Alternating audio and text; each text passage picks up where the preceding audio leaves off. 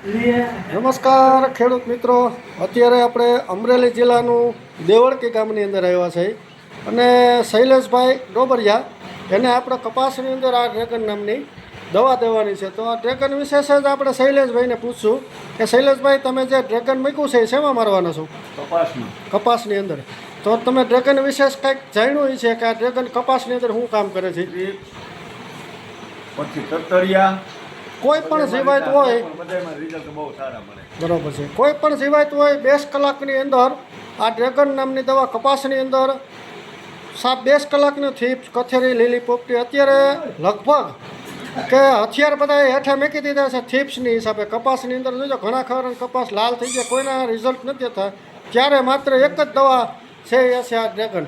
કપાસની અંદર 20 કલાકની અંદર કોઈ પણ જીવાત હોય સાફ થઈ જશે અને આનું રિઝલ્ટ લાંબુ રહે છે. 10 દિવસ પછી આ જે ઘેરો છે એ આખો ગ્રીનરી થઈ જાય, કારણ કે આનાથી કપાસની અંદર ગ્રીનરી પણ એવી આવે છે.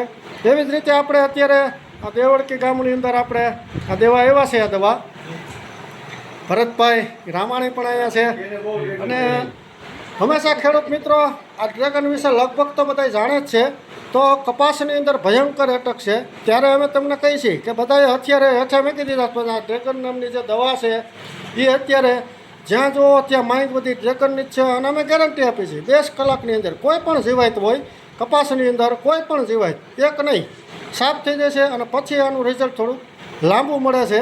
તો આ છે ડ્રેગન, દેવળકી ગામના શૈલેષભાઈ ડોબરિયા, અમરેલી જિલ્લાનું દેવળકી ગામ. તો ખેડૂત મિત્રો, ડ્રેગન મારો અને છોડને સુરક્ષિત કરો. આજે તારીખ 20/8/25ના દિવસે આપણે આ ડ્રેગન આપેલી છે.